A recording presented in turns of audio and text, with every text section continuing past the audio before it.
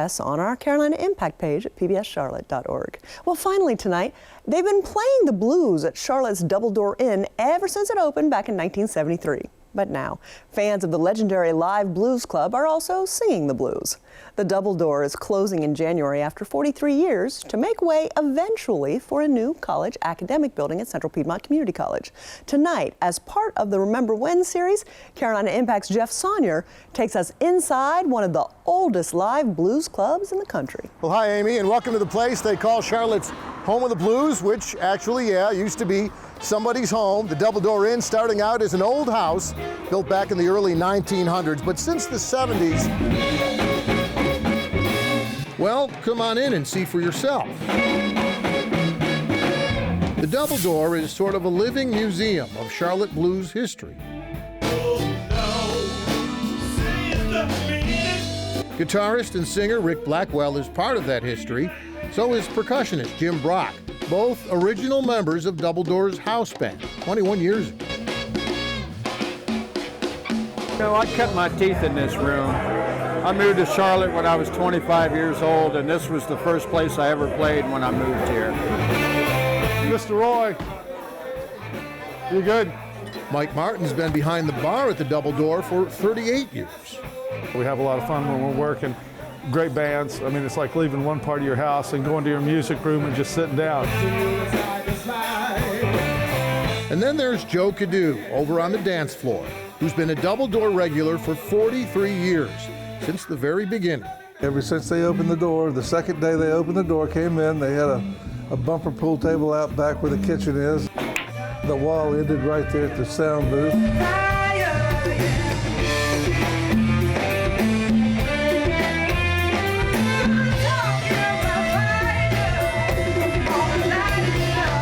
Many nights, this place was just shaking and vibrating. People would come into the bar after. Was that the greatest show? Was that the best? I mean, was that unbelievable?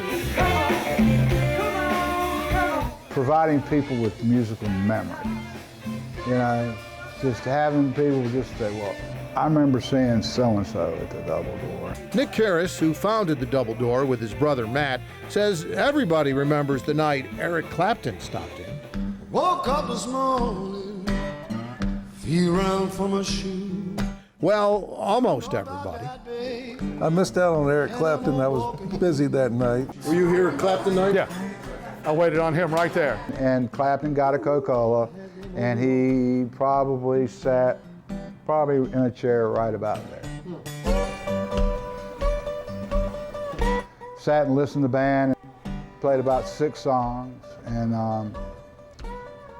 I don't know, it was just like, we tried to be cool about it, I remember one night on a Monday when we were playing, Tom Jones came in, and he sat there in the chair all night, loved the band, loved the place, didn't feel out of place or anything, and there's been a lot of people like him over the years. And then there was the time blues guitarist Tinsley Ellis played the Double Door, his performance moving from the Double Door stage out to the middle of what was then Independence Boulevard. He'd go out the front door, get on the median, and lay on his back. He's on the median on Independence like this, cars driving by, and he's playing on the median there. Which, what do you think of that? I mean, hundreds of photos on the walls at Double Door are reminders of other special nights, remembering blues greats like Leon Russell, Elvin Bishop, Junior Walker. But come January, the Double Door itself will be a memory. You'd be shocked at how many people have been here, played here, and know about this place.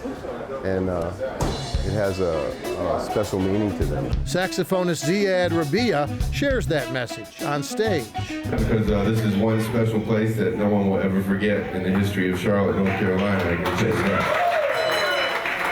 He's promising the last months of the Double Door will be the best, but maybe also the hardest, especially for those who have been here the longest. My history in this room is pretty heavy, and you know, it freaks me out to even talk about it going away. I'll be honest, I can honestly say that I really have not thought about it all the way through, because I mean, it's a bittersweet, and unfortunately it seems like Charlotte has a history of wanting to get rid of anything that's sort of cool, sort of eclectic, sort of historic. When this place closes, there's never going to be another Double Door. There's no way to recreate what you guys created here back in '73, is there? No, I don't think so. Times have changed and moved on. It'll be sad, you know, it'll be sad. I don't know how we'll actually walk out of here that night. That's gonna be hard. And when the Double Door finally does close its doors for good, what happens to all that music memorabilia inside? Well, Nick Karras says he's going to keep some for himself. He's going to give some away, but the rest of it, he hopes, finds a home somewhere where folks can maybe go back and relive some of the music and some of the memories from the Double Door.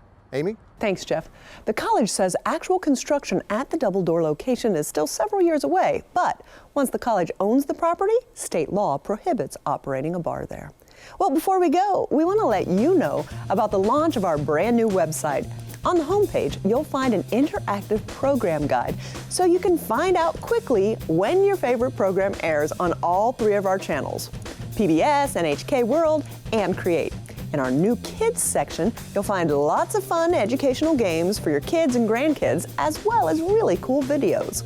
Please, we hope you'll bookmark the site and visit us all the time to keep up to date on your favorite things here at your public television station, PBS Charlotte. Well, thanks so much for joining us. We appreciate your time and look forward to seeing you back here again next time on Carolina Impact. Good night, my friends. A production of PBS Charlotte.